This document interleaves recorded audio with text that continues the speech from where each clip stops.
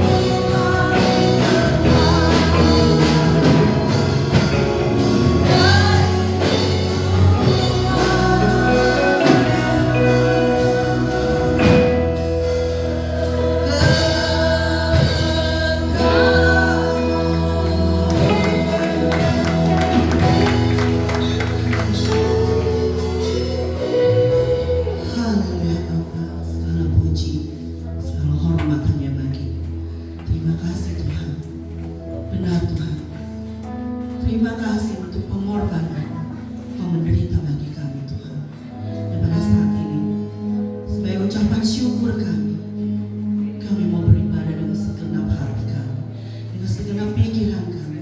Kau urapi setiap kami Tuhan, Kau sucikan setiap hati dan pikiran kami. Hanya satu keinginan kami, untuk kami memuji Engkau, untuk kami menyembah Engkau Tuhan. Terima kasih untuk hari ini, keadaan yang baik yang Kau masih berikan bagi kami. Bukan karena kekuatan kami Tuhan, semua karena kasih-Mu, semua karena anugerah-Mu di dalam kehidupan kami. Kami mau menyerahkan Tuhan ibadah kami dari awal, pertengahan sampai pada akhirnya Tuhan. Dan sementara pun kami akan memperingati akan pengorbanan Tuhan. Kami mau mengambil perjamuan kudus-Mu. Sucikan hati kami, Kau yang menilik setiap hati kami Tuhan. Ampuni kami Tuhan setiap pelanggaran kami. Untuk kami ya Tuhan boleh berlayak ya Bapa. Untuk kami ya Tuhan Yesus boleh memperingati ya Tuhan akan kasih-Mu di dalam hidup kami. Terima kasih. Urapi setiap kami para pelayan-Mu Tuhan. Pakai kami menurut kehendak-Mu ya Bapa. Biarlah Tuhan Yesus, Kau juga ya Tuhan, kami mau menyerahkan hamba-Mu yang mendengarkan firman-Mu. Biarlah ya Bapa, Kau urapi setiap kami, Kau layakkan setiap kami, Kau mampukan setiap kami ya Tuhan. Juga jemaat-Mu ya Tuhan Yesus, Kau melihat setiap kerinduan jemaat di tempat ini. Biarlah ya Tuhan Yesus, kami percaya Roh Kudus-Mu ya Tuhan yang mengerti setiap kebutuhan rohani jemaat-Mu di tempat ini. Biarlah ya Tuhan kami boleh dipuaskan oleh firman. Hanya di dalam nama Tuhan Yesus Kristus kami berdoa dan mengucap syukur. Haleluya. Amin. Puji Tuhan. Shalom. Kita boleh bersuka cita pada pagi hari ini. Keadaan baik yang Tuhan masih berikan bagi kita. Dia sudah mati bagi kita. Dia mati bagi kita. Amin. Hallelujah.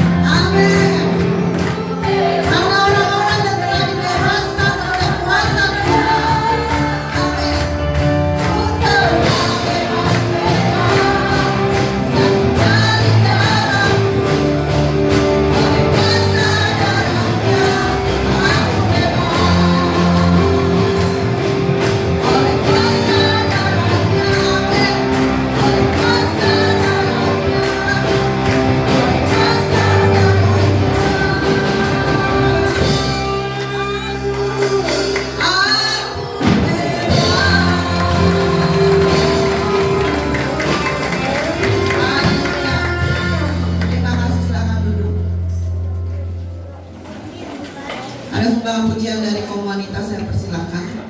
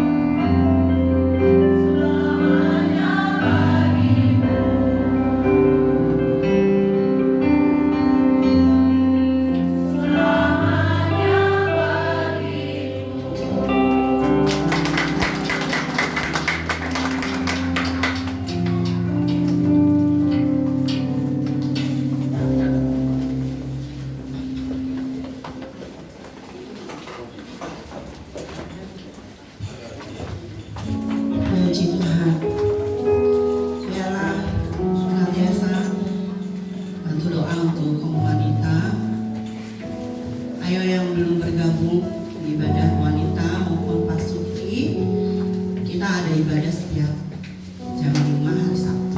Kita bergantian. Ayo ya, kita undang semuanya untuk mengikuti ibadah wanita dan pasuki. Kita mau mempersiapkan hati kita.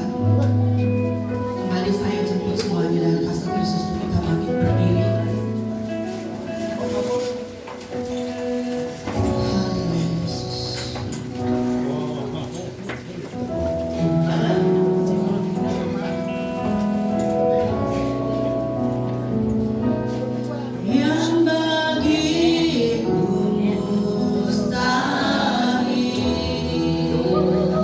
Itu kan mungkin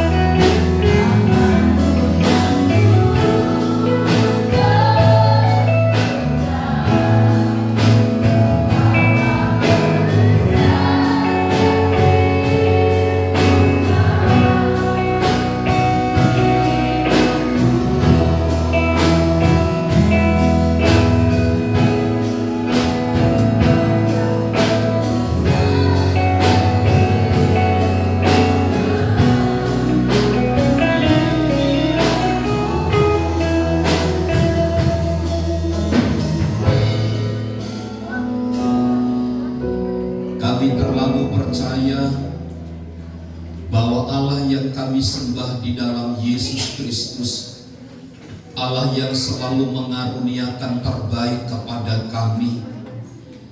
Kiranya setiap pujian yang kami persembahkan kepada Tuhan adalah satu persembahan yang menyenangkan dan menyukakan hati Tuhan. Terlebih ketika kami mempersiapkan diri untuk mendengar berita firman-Mu, kami izinkan kuasa Allah turut menaungi hati dan pikiran kami. Sejahtera dan sukacita dari sorga melawat kami sekalian, sehingga pagi hari ini hati kami benar-benar siap untuk diubah, untuk diperbaharui, untuk diberkati oleh firman-Mu. Segala penguasa di udara, roh-roh yang bukan dari Tuhan, yang membuat kami terintimidasi, kami tidak dapat melakukan sesuatu, kami berdoa, kami patahkan dalam nama Yesus. Roh Kudus, berkati dan bebaskan kami. Kami siap untuk menerima berkat firman-Mu di dalam dan demi nama Yesus. Dan setiap kita yang siap diberkati bersama katakan amin. Silakan duduk Bapak Ibu saudara sekalian. Salam. Sekali lagi salam. Baik, puji Tuhan. Kita bersyukur kepada Tuhan. Ini adalah tanggal pertama pada bulan yang ke-6, dan tentu satu sukacita tersendiri bagi kita Bapak Ibu saudara sekalian untuk kita bisa jalani ini hari-hari kita bersama dengan Tuhan. Dan saya selalu percaya bahwa berkat Tuhan itulah yang menjadikan kita kuat dan bisa melakukan segala sesuatu. Mari kita buka Alkitab kita di dalam Injil Matius pasal yang ke-23. Injil Matius pasal yang ke-23 ayat yang ke-14. Satu bagian ayat yang menurut saya penting untuk kita uraikan pagi hari ini, agar kita dapat menangkap satu pesan sehingga hidup kita semakin diperbaharui dari hari ke hari. Mari kita baca ayat ini bersama-sama. 2, 3. Celakalah kamu, hai ahli-ahli Taurat dan orang-orang Farisi, hai kamu orang-orang munafik, sebab kamu menelan rumah janda-janda, sedang kamu mengelabui mata orang dengan doa yang panjang-panjang. Sebab itu kamu pasti akan menerima hukuman yang lebih berat. Puji Tuhan. Di dalam Injil Matius pasal 23, khususnya ayat 14 dari ayat yang kita baca sebagai dasar rujukan kita untuk memperbincangkan firman Allah, adalah menceritakan tentang orang-orang Farisi dan bagaimana perilaku atau kehidupan keseharian mereka yang memakai topeng kerohanian. Mengutip dari sebuah buku tulisan dari tim Eagle tahun 2018, ia mengomentari tentang Matius 23 ayat 14. Dia katakan bahwa orang-orang Farisi yang ditunjuk oleh Tuhan Yesus dalam ayat ini sebagai celakalah kamu, mereka adalah orang-orang yang mengajar firman Tuhan dengan ketat, dengan luar biasa. Artinya mereka adalah orang-orang yang berkompeten. Mereka adalah orang-orang yang memiliki kedudukan yang baik dalam tingkat pemahaman, tingkat kapasitas mereka di dalam menyampaikan firman Tuhan. Mereka adalah orang-orang yang luar biasa. Bahkan mereka tidak segan-segan membeberkan kesalahan orang lain, dan mereka menuntut menunjukkan bahwa mereka adalah seorang yang senior. Sebab apa? Mereka berpikir mereka orang-orang yang mengetahui firman Allah dengan baik. Dan label itu menjadi alat bagi mereka untuk menganggap orang-orang lain yang ada di luar komunitas, di luar kelompok mereka adalah sebagai orang-orang yang memiliki keterbatasan dalam memahami firman Allah. Sehingga bagi orang-orang Farisi itu cukup mudah bagi mereka untuk menunjuk kesalahan A, B, C, D. Dan hebatnya Bapak Ibu Saudara, orang-orang yang diperlakukan seperti itu tidak bisa membela diri. Karena apa? Senioritas itu terlalu tinggi dimiliki oleh orang-orang Farisi.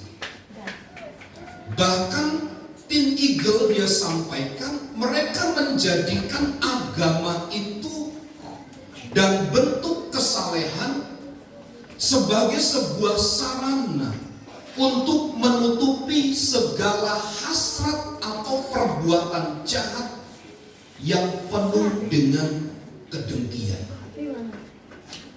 Dan beberapa literatur menyatakan bahwa kita sulit membedakan antara apa yang diajarkan dan perilaku mereka. Seolah-olah begini, meskipun kita tahu perilaku mereka tidak benar, meskipun perilaku mereka tidak baik, tetapi pada waktu itu ada satu konsep yang berbicara secara tidak terus terang bahwa mereka adalah orang-orang yang memiliki kapasitas hebat. Tidak layaklah orang-orang di luar orang Farisi itu untuk mengomentari.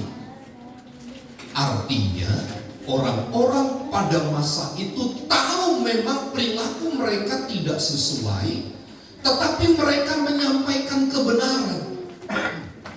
Dan orang-orang yang mengerti kebenaran, mereka tidak sanggup untuk berhadapan secara muka demi muka terhadap orang-orang Farisi. Dengan kata lain, anak-anak Tuhan pada waktu itu ada dalam satu dilema yang besar. Di satu sisi mereka tahu ada kebenaran yang dinyatakan, tetapi di satu sisi ada perilaku kehidupan yang menyimpang dari orang-orang yang melakukan kebenaran. Kemarin di media sosial, Bapak Ibu Saudara, ada satu tokoh agama yang dilaporkan oleh orang tuanya karena anaknya itu dicabuli. Dan tahukah apa yang dikeluarkan, kata-kata sesaat yang dikeluarkan oleh tokoh agama tersebut? Dia katakan, saya hanya melakukan 2 kali setelah ditegur sedemikian rupa, setelah dipaksa. Tolong jangan laporkan saya ke polisi. Saya melakukan ini karena ada aturan-aturan yang diperbolehkan, A, B, C, D, dan seterusnya. Orang melakukan satu kejahatan, orang melakukan tindak asusila, mencari dasar untuk membenarkan diri.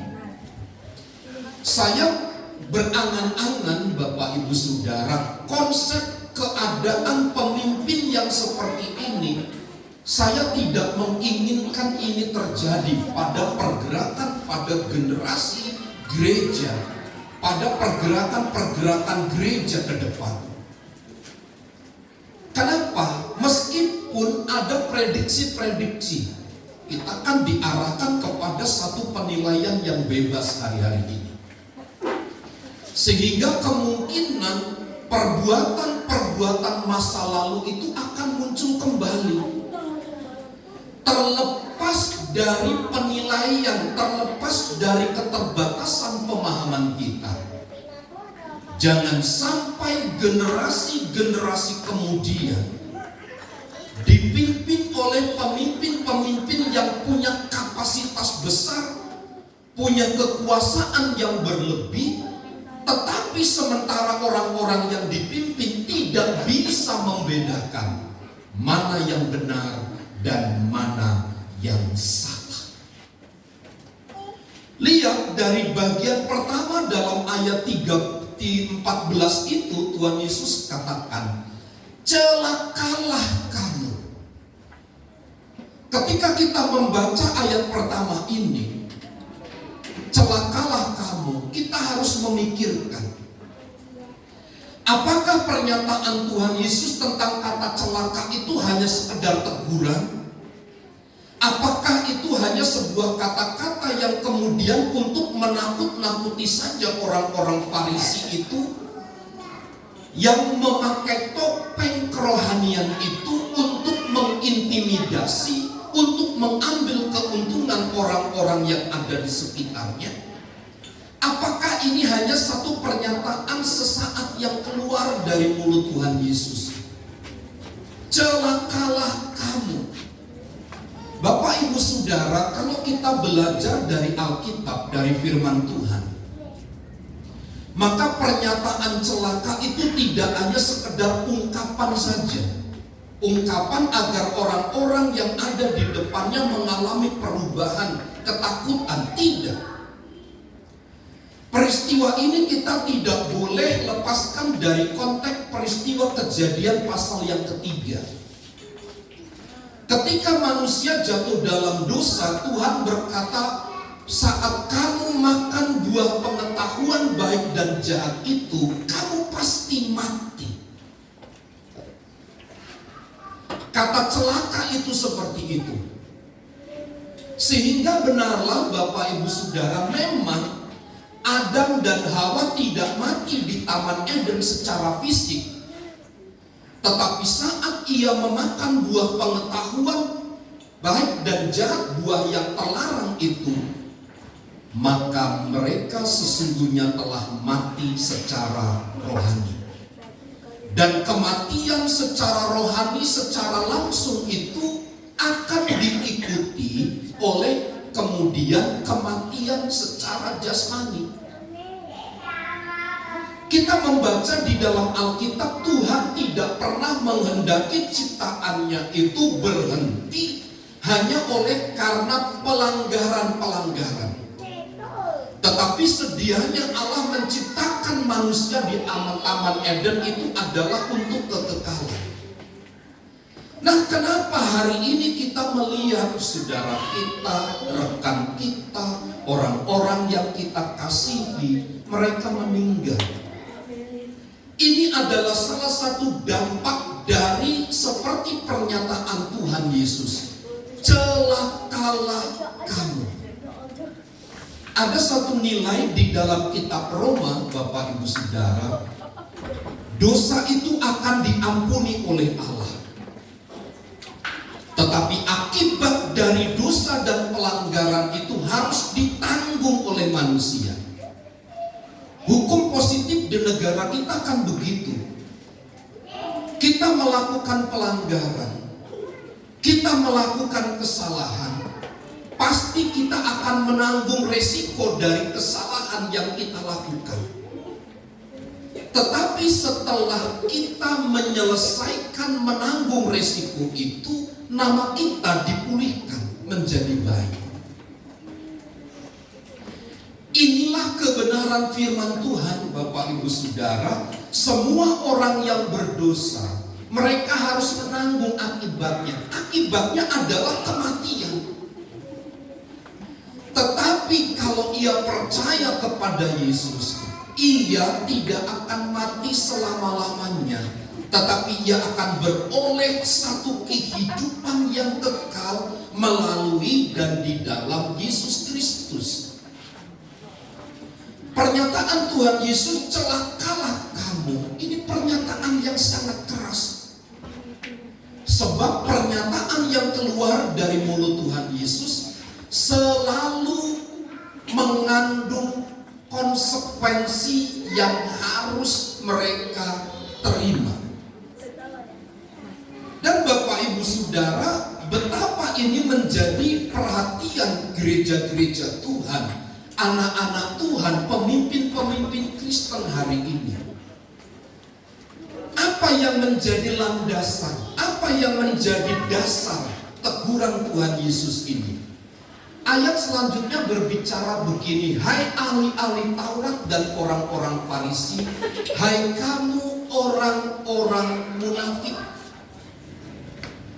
Kata munafik seperti minggu yang lalu saya utarakan kepada Bapak Ibu Saudara adalah kepura-puraan supaya dipandang hebat, dipandang terkenal, dipandang mantap, dipandang berkelas, maka memakai kedok agama, berpura-pura.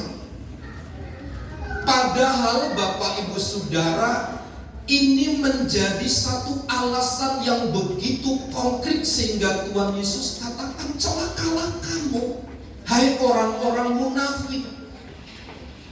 Kamu yang tidak sesuai antara ucapan dan perbuatan. Alkitab mengajar kepada setiap gerejanya untuk memiliki kehidupan yang tulus, untuk memiliki kehidupan yang jujur. Sebab bagaimanapun hebatnya, bagaimanapun kecanggihan kita menutupi kesalahan-kesalahan, pada akhirnya pasti akan disingkapkan oleh Tuhan. Tinggal tunggu waktu kapan saatnya. Disinilah sebagai gereja Tuhan, sebagai anak Tuhan, kita harus bersikap dengan baik. Hiduplah di dalam kejujuran, hiduplah di dalam ketulusan, apa adanya. Sebab hidup itu terbuka. Orang lain bisa kita kelabui, Bapak Ibu Saudara. Orang lain kita bisa manipulasi. Tetapi siapa yang bisa mengelabui, bisa menutupi, bisa mengelabui, memanipulasi Tuhan yang adalah Sang Pencipta langit dan bumi itu? Dia adalah Allah omnipresent yang hadir di mana-mana. Jangan pernah kita berkata kalau di gunung yang tinggi seorang diri seolah-olah tidak ada Tuhan. Tuhan pun ada di sana. Di dunia orang mati sekalipun ia ada di sana. Itu kan pernyataan Mazmur Daud. Jadi apa yang bisa membuat kita tenang untuk menutup diri terhadap kejahatan kepura-puraan itu? Sama sekali tidak ada. Nah, karenanya inilah yang ditegur oleh Tuhan, di mana Tuhan menggaransi mereka dengan perkataan celakalah kamu. Artinya setiap tindakan, setiap langkah kaki mereka berada di bawah kata celaka dari Tuhan. Sebagai gereja Tuhan, Bapak Ibu Saudara, kita perlu membangun hidup ini dengan baik dari hari ke hari. Kekristenan itu dilihat bukan dari perkataannya, tidak hanya dilihat dari apa yang keluar dari mulut, tetapi juga sikap dan perilakunya. Bagaimana memandang, bagaimana melihat, bagaimana menilai, itulah sesungguhnya kekristenan kita. Lalu di dalam ayat yang selanjutnya, ayat yang ke-14 itu, yang ditegur oleh Tuhan Yesus dari orang-orang munafik, yang pertama adalah sebab kamu menelan rumah janda-janda, sedang kamu mengelabui mata orang dengan doa yang panjang-panjang. Yang pertama yang menjadi sasaran dari ahli-ahli Taurat adalah mereka yang memiliki kedudukan dipandang lemah oleh kebanyakan orang, yaitu mereka para janda. Mereka adalah orang-orang yang telah ditinggal oleh pasangan hidupnya, yang rentan sekali dengan tindakan-tindakan penipuan.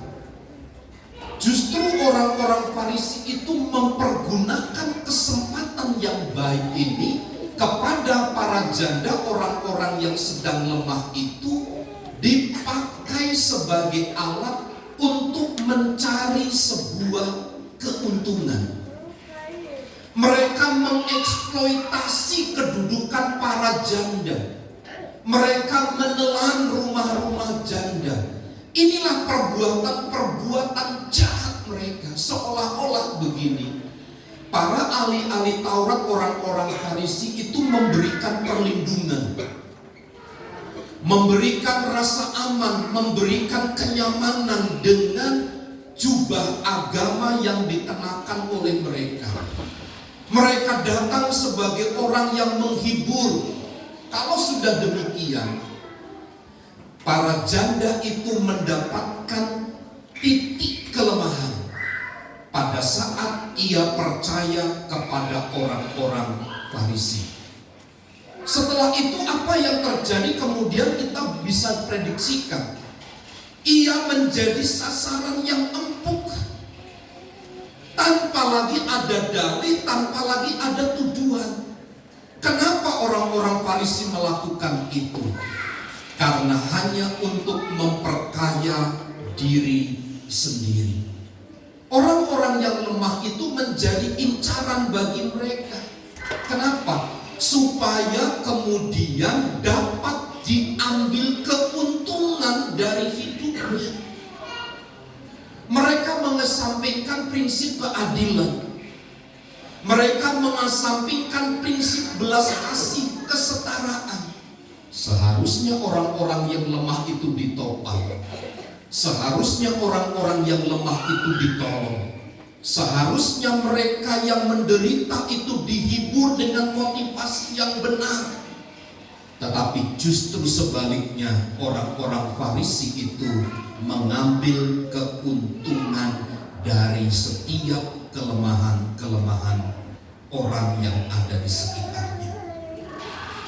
Sudah tahu Bapak Ibu Saudara, para janda itu lemah. Mereka tidak punya sarana upaya, mereka tidak punya kapasitas kemampuan. Kenapa? Karena para janda pada waktu itu sebelum ditinggal oleh suaminya, mereka adalah orang-orang yang hidup hanya berdasarkan pengabdian kepada kepala keluarga. Jadi setelah ditinggal, mereka tidak bisa berbuat apa-apa. Nah, Bapak Ibu Saudara yang terkasih di dalam Tuhan, inilah yang menjadi landasan. Kenapa Tuhan Yesus katakan celakalah kamu? Bukan tanpa ada dasar, bukan tanpa ada rujukan Tuhan Yesus menyatakan kata ini, tetapi memang ada dasar. Perbuatan-perbuatan orang Farisi adalah perbuatan-perbuatan yang jahat. Mereka menelan rumah-rumah janda yang seharusnya menjadi tempat perlindungan, harusnya dilindungi, dipelihara, dijaga dan dirawat. Tetapi hanya untuk kepentingan perut, untuk kepentingan mempertahankan kekuasaan. Mereka tidak peduli dengan apa yang namanya keadilan. Mereka kesampingkan semua tentang belas kasih, tapi justru mereka ada di dalam jebakan firman Allah. Celakalah kamu. Bapak Ibu Saudara, jubah agama itu sangat menakutkan. Jubah agama itu sangat menakutkan. Kenapa? Ketika jubah agama dipergunakan untuk hal-hal yang negatif, dan itu cukup mudah bagi mereka yang memakai jubah-jubah keagamaan itu untuk memanipulasi, untuk mengambil keuntungan, untuk melakukan perbuatan-perbuatan jahat, untuk melakukan propaganda sebagai alat untuk menjatuhkan orang-orang lain. Kita banyak belajar Bapak Ibu Saudara di media sosial. Bagaimana orang-orang yang memakai jubah agama yang berdiri di mimbar itu justru mereka mengambil keuntungan dari orang-orang yang ada di sekitarnya. Dan ini sesuatu yang memilukan, sesuatu yang menyakitkan. Persoalannya adalah mereka orang-orang Farisi ini bagaimana cara mempertahankan panggung mereka. Bagaimana supaya kekuasaan itu tetap legal. Bagaimana kekuasaan itu agar tetap tertanam di dalam tubuh mereka. Salah satunya adalah mereka mencari orang-orang yang lemah supaya mereka dapat dipegang, supaya mereka bisa ditelan pada akhirnya. Padahal ia adalah serigala yang berbulu domba.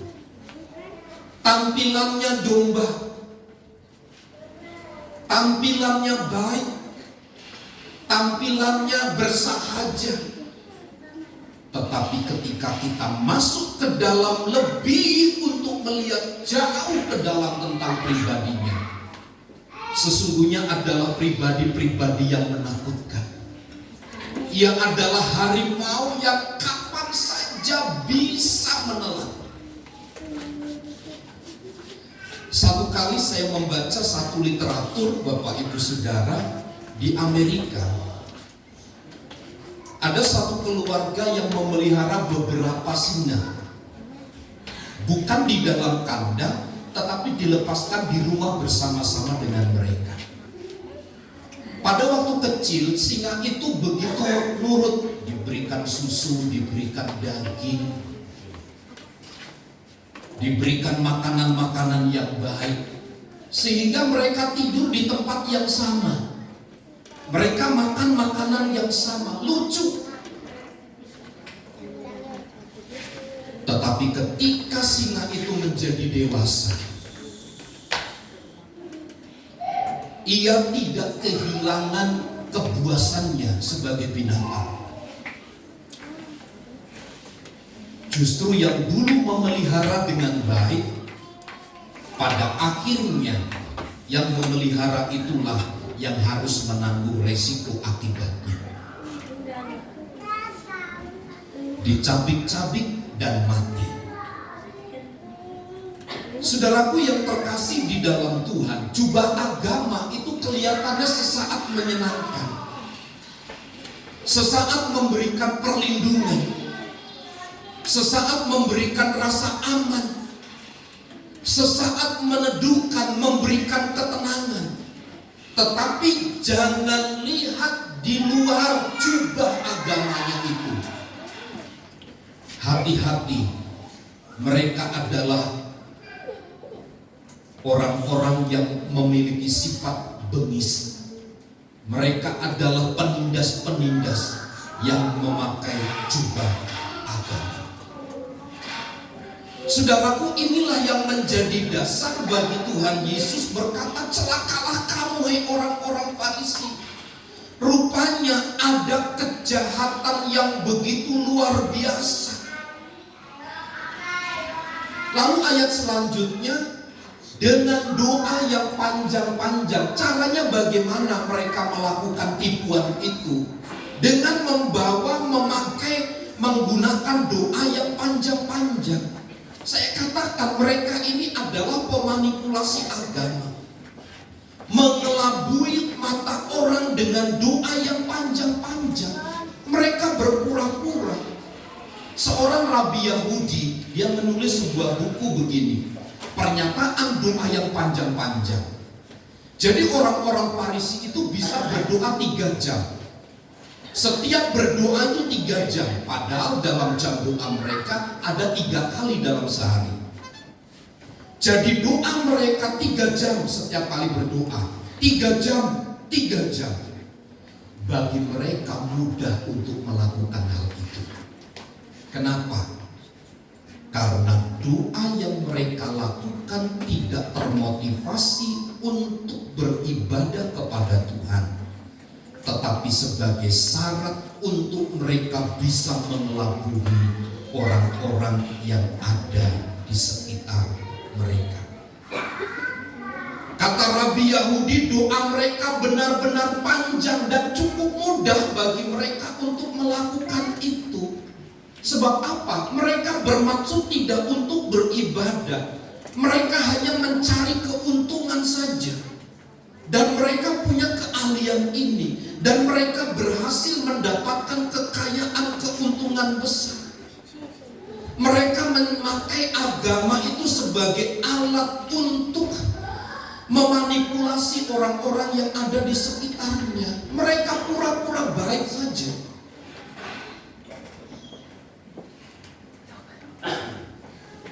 Bukan marga purba ya, bukan. Tapi memang betul pura-pura baik saja. Kelihatannya di depan itu bersahaja. Setiap perkataannya menenangkan.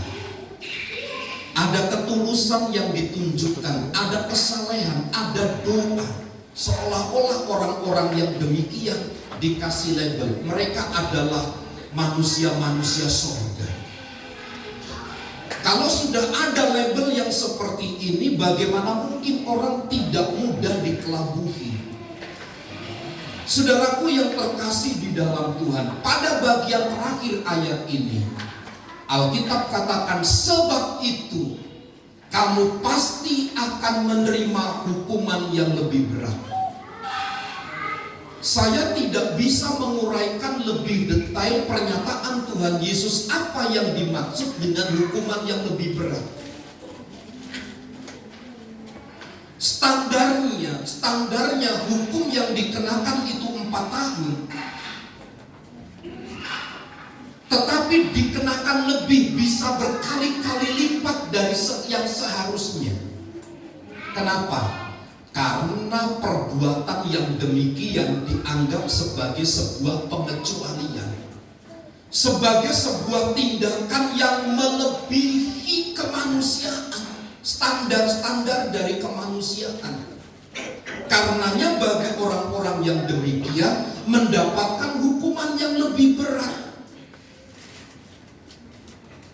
Bahaya Bapak Ibu Saudara bagi orang-orang yang memegang kekuasaan. Bahaya bagi mereka yang mengenakan jubah agama. Sebab ada hukuman yang akan lebih berat dikenakan bagi mereka ketika tidak melakukan dengan benar seperti apa yang Tuhan nyatakan bagi mereka. Sebagai ayat pembanding dari ini semua, Efesus pasal yang kelima, ayat yang ke-25. Efesus pasal 5 ayat yang ke-25. Saya baca demikian. Hai suami, kasihilah istrimu sebagaimana Kristus telah mengasihi jemaat dan telah menyerahkan dirinya baginya. Seharusnya pemimpin-pemimpin yang memakai jubah agama, ia harus menyatakan kasih, mengasihi. Ia harus menyerahkan dirinya. Tetapi sebaliknya kan yang kita pelajari dari ayat 14 itu, Tuhan Yesus Kristus menjadi pembanding yang baik, di mana apa yang ia lakukan, ia bertindak sebagai pribadi yang mengasihi. Ia bertindak sebagai pribadi yang menyerahkan diri bagi orang-orang yang ada di sekitarnya. Jadi hari ini Bapak Ibu Saudara, kita telah mendapatkan satu gambaran tentang bagaimana sikap mental orang-orang Farisi. Tetapi kita juga di satu sisi belajar dari Efesus pasal yang kelima. Tuhan Yesus mengasihi jemaat dan ia menyerahkan diri bagi jemaat. Inilah yang harus menjadi patokan bagi kita untuk bertindak. Kasihilah orang-orang yang ada di sekitar kita, dan mari kita ambil bagian di dalamnya dengan menyerahkan diri. Itulah yang Kristus lakukan kepada kita sebagai orang-orang yang percaya. Tuhan Yesus memberkati. Saya mengundang tim musik untuk maju ke depan. Kita akan bernyanyi satu pujian Telah Kulihat Bukti Kasih-Mu. Dan mari jemaat Tuhan kita mempersiapkan diri untuk masuk di dalam perjamuan kudus, untuk menikmati kembali persekutuan yang intens dengan Tuhan. Olehnya hidup kita semakin menyenangkan dan menyukakan hati Tuhan. Telah kulihat bukti kasih-Mu.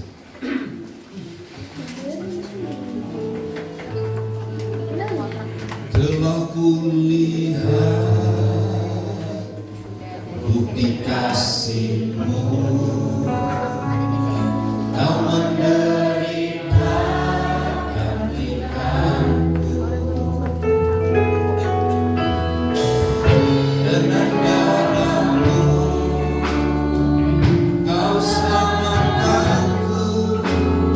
Kini ku hidup menyenangkan-Mu. Telah kulihat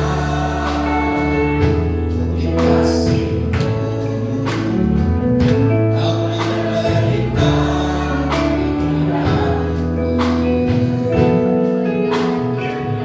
dengan darah-Mu Kau selamatkanku. Kini ku hidup menyenangkan-Mu.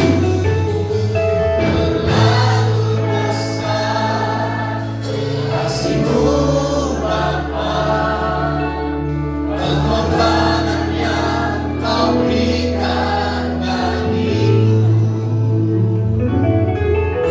Terlalu mahal darah-Mu Yesus, tercurah itu menebus hidupku.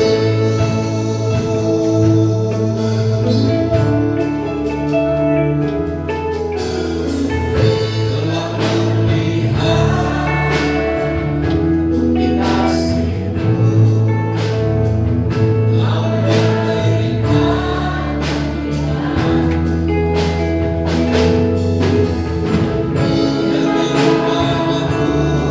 darah-Mu Kau selamatkanku. Kini ku hidup menyenangkan-Mu. Terlalu besar kasih-Mu Bapa, pengorbanan yang Kau berikan bagiku. Terlalu mahal darah-Mu Yesus, tercurah untuk menebus hidupku. Terlalu mahal, terlalu besar kasih-Mu Bapa, pengorbanan yang Kau berikan bagiku. Terlalu mahal darah-Mu Yesus, tercurah untuk menebus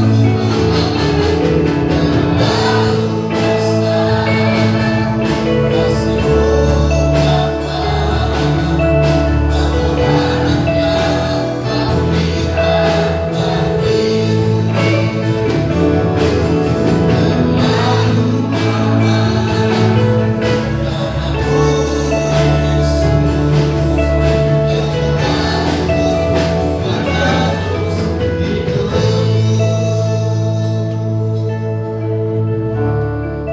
Pengorbanan Tuhan kita yang begitu luar biasa. Selayaknya kita harus yang mengalami penghukuman akibat dari pelanggaran dan kesalahan kita. Tetapi oleh karena kita percaya dan mengabdikan dirinya kepada kita, kepada Beliau, kepada Dia, sekarang kita menikmati kehidupan yang lebih baik. Dosa dan kesalahan kita ditanggungnya di atas kayu salib. Sekarang kita memiliki hidup sebagai pemenang. Karenanya mari kita berjalan di dalam terang firman Allah. Mari kita belajar untuk mengasihi. Mari kita belajar untuk memberi diri melayani sesama kita. Sehingga tampilan tampilan-tampilan kita adalah tampilan-tampilan dari kehidupan ketaatan di dalam Kristus, bukan sebagai alat sarana untuk memanipulasi orang-orang yang ada di sekitar kita. Pagi hari ini mari kita persiapkan diri dengan baik untuk makan sehidangan dengan Tuhan melalui perjamuan kudus ini. Kiranya pengorbanan Yesus di atas kayu salib menjadi momen yang begitu baik bagi kita untuk kita dapat menjaga kualitas hidup kita, menjunjung tinggi nilai kejujuran, menjunjung tinggi nilai ketulusan, karena itulah yang dikehendaki oleh Tuhan bagi kita. Saya mengundang pelayan-pelayan perjamuan untuk maju ke depan, dan seluruh jemaat Tuhan, mari kita persiapkan diri dengan baik untuk masuk di dalam perjamuan kudus. Terlalu besar kasih Tuhan dan pengorbanan yang Kau berikan bagi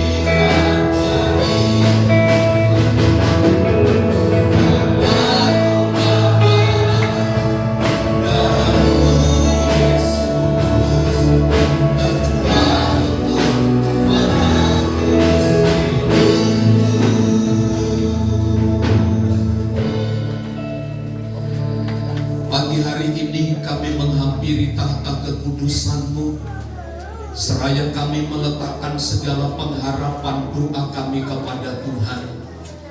Kiranya benih-benih firman Allah yang ditaburkan kepada kami membawakan kami kepada satu perubahan baik cara pandang, sikap, perbuatan, kehidupan kami. Kiranya Kristus selalu dipermuliakan di dalam keseharian kami. Hamba-hamba-Mu yang sebentar akan melayani dan menyampaikan berkat perjamuan kepada jemaat Tuhan, dan setiap jemaat Tuhan mereka yang mengambil dengan iman perjamuan ini, bubui berkat atasnya, sehingga setiap tangan, setiap tubuh kami, anggota-anggota tubuh kami arahkan hanya untuk memuliakan dan mengagungkan nama Tuhan. Mengampuni sekaliannya kami tidak layak untuk makan minum tubuh darah Tuhan ini. Engkau yang menyucikan, menguduskan, melayakkan kami, agar perjamuan ini menjadi saluran berkat, menjadi sarana bagi pendewasaan kami di dalam Tuhan, menyadarkan kami tentang hidup kami, bahwa semua hanya oleh karena anugerah, semua hanya oleh karena belas kasih Tuhan. Kami lakukan perjamuan kudus pagi hari ini dengan hati bersyukur, di dalam nama Allah Bapa, Putra dan Roh Kudus, yaitu di dalam nama Tuhan Yesus Kristus. Amin. Salibnya teramat mulia. Kita menaikkan pujian ini kepada Tuhan.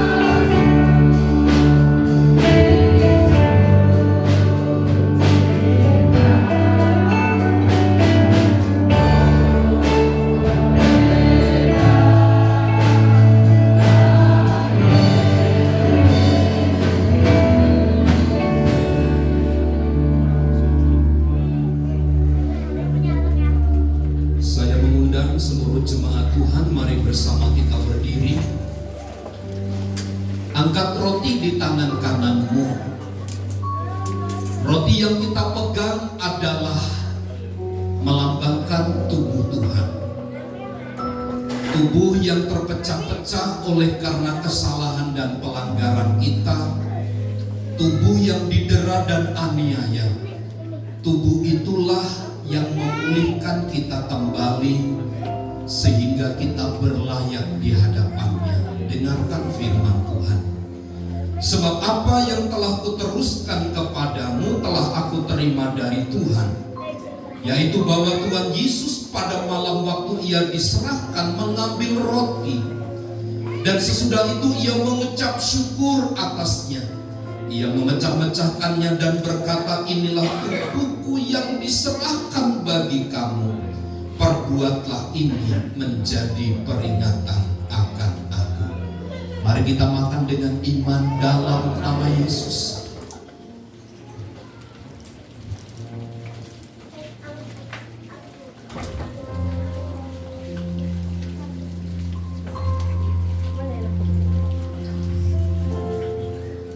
Angkat cawan di tangan kananmu.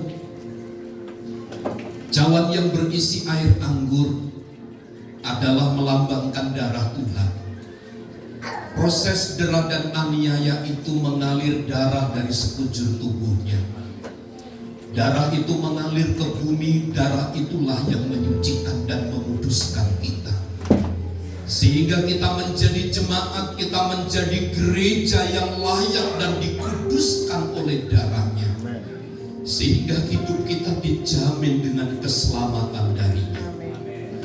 Demikian juga ia mengambil cawan sesudah makan lalu berkata, cawan ini adalah perjanjian baru yang dimeteraikan oleh darahku. Perbuatlah ini setiap kali kamu meminumnya menjadi peringatan akan aku. Sebab setiap kali kamu makan roti dan minum cawan ini, kamu memberitakan kematian Tuhan sampai ia datang. Mari kita minum dengan iman dalam nama Yesus. Haleluya. Terima kasih. Terima kasih. Terima kasih.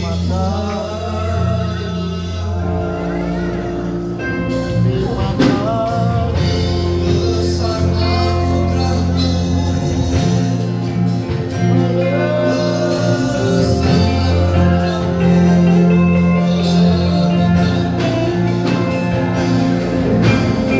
Yesus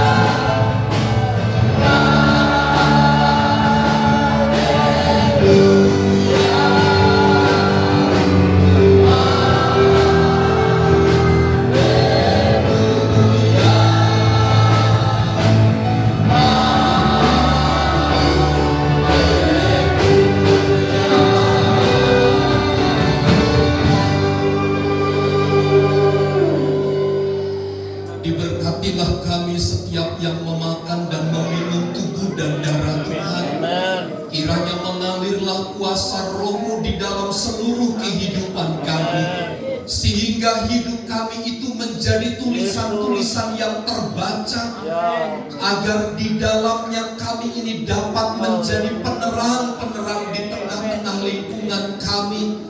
Kami menjadi berkat, kami mewartakan kabar sukacita bagi sekalian orang. Kami berdoa bagi kami yang sedang sakit hari ini, dengan perjamuan yang kudus indahnya kiranya kami semakin meyakini ada sesuatu yang sedang Engkau buat dan kerjakan. Kami menaruh keyakinan dan percaya kami kepada Tuhan, bahwa kami yang sakit kami sudah sembuh dalam nama Yesus. Ada pertolongan dari Tuhan, ada lawatan dari Allah, sehingga kami bersama mengalami mujizat dan pertolongan dari Tuhan. Kami yang lemah kami sudah kuat, kami yang mengalami masalah ada penghiburan dan kekuatan dari Tuhan. Tuhan menjadi pembela bagi kami, sebab kami selalu memuji dan mempermuliakan nama Tuhan. Karenanya penuhi kami dengan sukacita sorga, lawat kami di dalam kemurahan dan kebaikan Tuhan, sehingga kami dapat mewartakan kebenaran kepada sekalian orang yang ada di sekitar kami. Kami terima berkat perjamuan dan firman Tuhan yang telah diteguhkan kepada kami. Di dalam dan demi nama Yesus, setiap kita yang percaya dan diberkati bersama katakan amin. Ya, terima kasih kepada Tuhan sudah perjamuan kudus dan firman-Nya, biarlah semuanya kembali pada mengingatkan kita kalau kita adalah milik Tuhan Yesus. Kita akan berikan persembahan, kita bersatu mengurangi doa. Kami bersyukur ya Tuhan kepada-Mu. Ya Tuhan, apapun yang sudah kami dengarkan, sebagian daripada firman Tuhan dan juga perjamuan kudus-Mu, biarlah kembali mengingatkan kami kalau kami begitu berharga dan kami adalah milik Tuhan. Pada saat itu Tuhan Yesus mau belajar Tuhan memberikan apa yang bisa kami berikan untuk menopang pekerjaan di tempat ini. Sucikan setiap kami ya Bapa, dan kami percaya Kau sudah memberkati setiap kami. Di dalam nama Tuhan Yesus Kristus kami menjalani persembahan. Haleluya, amin.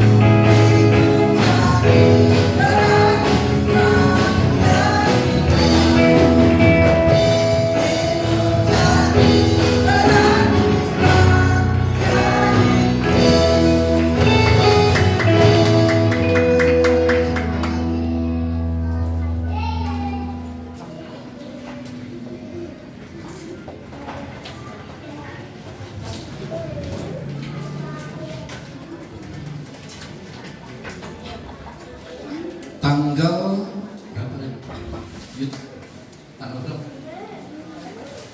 Tanggal 6 sampai tanggal 7, berarti Sabtu besok ya. Sabtu besok anak-anak youth akan mengadakan retreat di Puncak. Jadi biayanya 300.000 per orang. Jadi Bapak anak-anak muda bisa menghubungi panitia YB, Loren, Jessica, Stephen dan Yosua ya, bisa menghubungi mereka. Ditawarkan kembali bagi jemaat yang mau janji iman untuk panitia Natal, untuk kegiatan Natal 2025 bisa menghubungi Jessica Natalia dengan Saudari Yolanda. Ini 17 Agustus nanti aja ya, masih lama, masih 8 bulan lagi ya. Ucapan syukur dari keluarga Bapak Daily ya, di depan itu tersedia makan dan minum. Kemudian keluarga Bapak Rudi menyediakan snack.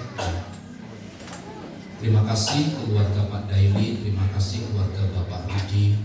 Tuhan Yesus memberkati. Kita berdoa bagi jemaat-jemaat Tuhan yang sakit, kiranya Tuhan menolong dan menyembuhkan mereka sehingga mereka dapat pulih dan kembali dapat melakukan aktivitas dengan baik.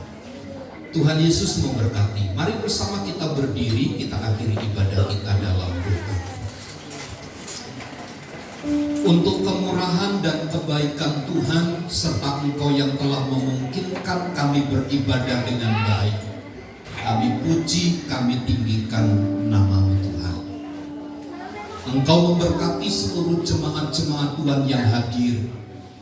Berkati kami sebagai kepala rumah tangga, berkati kami sebagai istri dalam menopang, berkati kami sebagai anak-anak, berkatilah kami sebagai orang tua. Kami terus memerlukan campur tangan Tuhan, kekuatan dan kekuasaan dari Allah yang menopang dan menolong kami, sehingga keberadaan kami selalu memancarkan Kristus, dan Kristus yang memberkati setiap kami sekalian. Kami berdoa bagi jemaat-jemaat Tuhan, mereka yang sakit, anugerah-Mu tetap tersedia bagi mereka. Jamah berkati Ibu Benio, pulihkan Bapak Cheng Hai, sembuhkan Bapak Rudi. Tuhan tolong Opung Bonar, Ibu Maria, Oma Unggang, Ibu Simanjuntak, Ibu Ari, Ibu Nina, anak kami Richard, anak kami Ben. Hamba berdoa bagi Bapak Arfan, tangan Tuhan yang menolong mereka. Kau hadir bagi setiap nama-nama yang setiap kali kami sebutkan di hadapan Tuhan. Engkau yang memulihkan dan menyembuhkan mereka.